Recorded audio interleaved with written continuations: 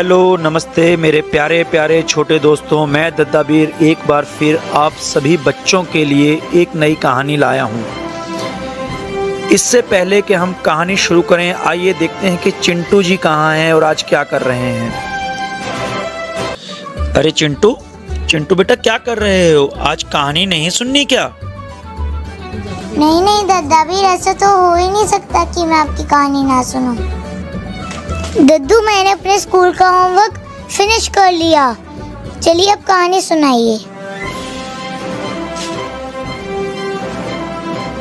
एक बार की बात है, एक सुमन नाम की लड़की अपने पिताजी के साथ एक शहर में रहती थी। उस बेचारे की माँ बचपन में ही गुजर गई थी।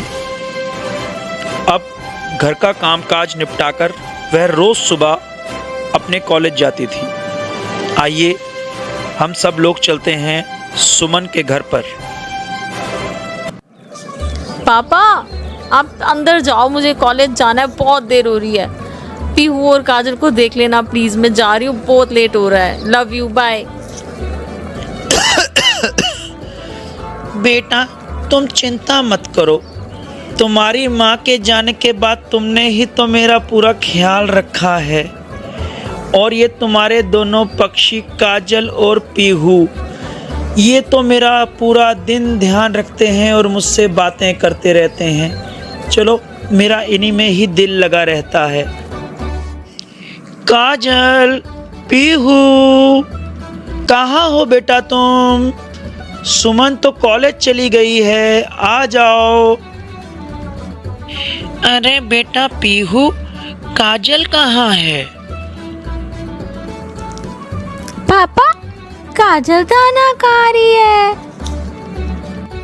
पापा, मैं दाना खा रही थी। लगता है सुमन दीदी आ गई। हम बाहर खेलने जाएंगे।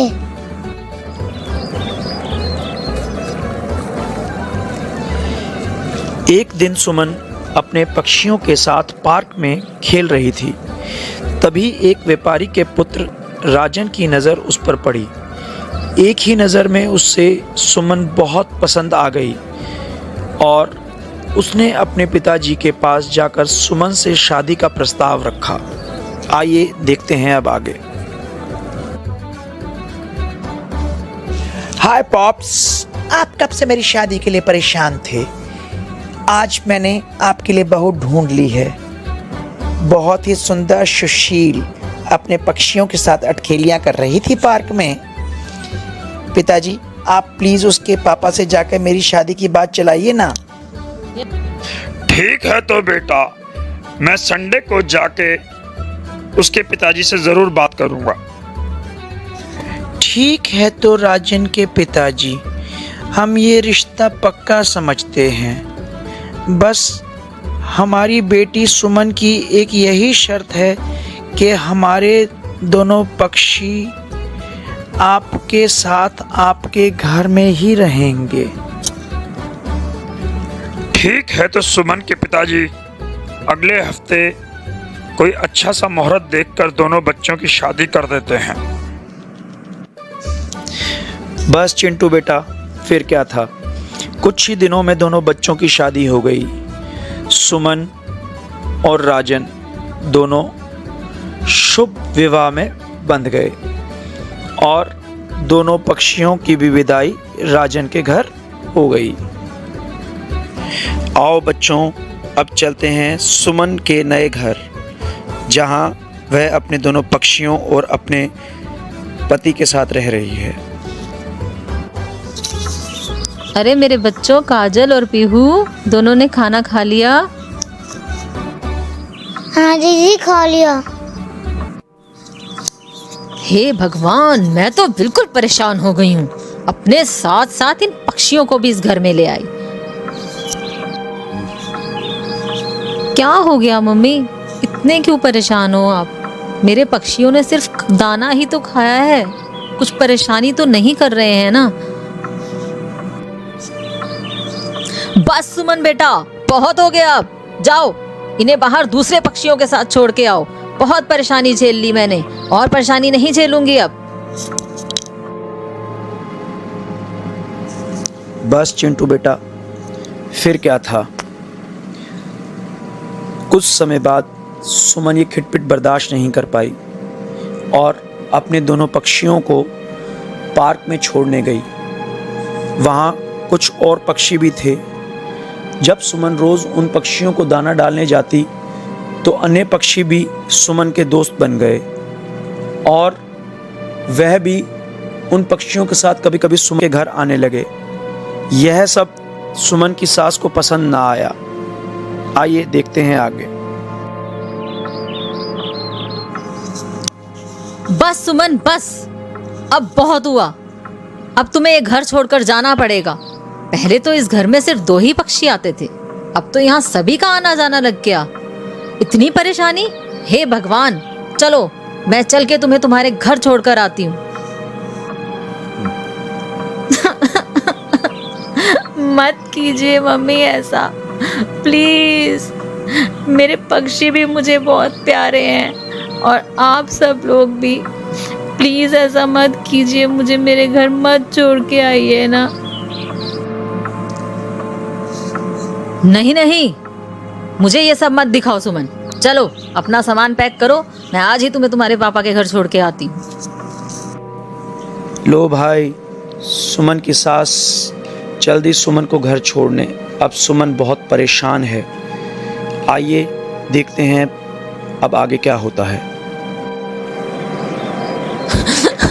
मम्मी प्लीज मत छोड़ के आओ ना मुझे, प्लीज मान जाओ ना मम्मी, मुझे नहीं जाना मेरे पापा के घर। मत छोड़ के आओ मुझे प्लीज, मेरे पक्षी आपको तंग नहीं करेंगे। नहीं नहीं बेटा, तुम चलो, अब बहुत हुआ।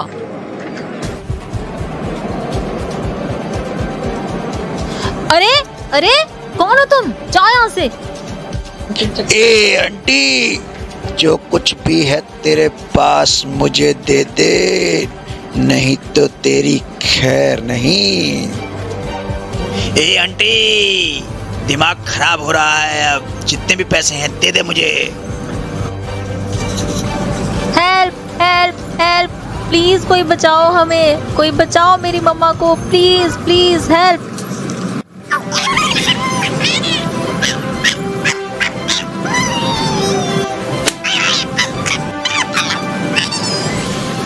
अरे भैया बचाओ, ये दोनों पक्षी मुझे नहीं छोड़ेंगे, भागो। सुमन बेटा, मुझे अपनी गलती समझ आ गई। मैंने तुम्हारे साथ बहुत बुरा व्यवहार किया और तुम्हारे पक्षियों ने फिर भी मेरी जान बचाई।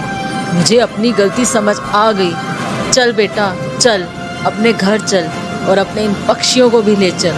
हम सब खुशी खुशी साथ में रहेंगे और मैं अब तुझे कभी इन्हें दाना देने को मना नहीं करूँगी। चल बेटा चल। बस बेटा, फिर क्या था। इस घटना के बाद सुमन की सास को अकल आ गई और वो सुमन को और उसके दोनों पक्षियों को अपने साथ ले गई। अब वह लोग बहुत खुशी खुशी रहने लगे और सुमन और उसकी सास मिलकर खूब पक्षियों की सेवा करते और उनको रोज़ाना दाना डालते थे। हाँ चिंटू बेटा, तो अब बताओ, कहानी तो ख़त्म हो गई। तुम्हें मज़ा आया कि नहीं? हाँ दादावीर, बहुत मजा आया। हाँ तो मेरे बच्चों, हमें इस कहानी से यह सीख मिलती है कि हमें जानवरों से अच्छा व्यवहार करना चाहिए और उन्हें कभी कष्ट नहीं देना चाहिए। हाँ तो चिंटू बेटा, अब कहानी तो ख़त्म हो गई और तुम्हें बहुत पसंद भी आई। अब बताओ तो आगे तुम्हें क्या करना है? हाँ दादावीर, आपके चैनल को सब्सक्राइब करना है और आपकी कहानियों को देखकर अच्छी सीख लेनी है। शाबाश मेरे बच्चों। अच्छा तो आज मैं चलता हूँ, आज की कहानी यहीं ख़त्म हुई। टाटा बाय बाय, धन्यवाद आप सभी बच्चों का मेरी कहानी सुनने के लिए। अगली कहानी लेकर मैं बहुत जल्द हाजिर होऊंगा आप सब बच्चों के सामने।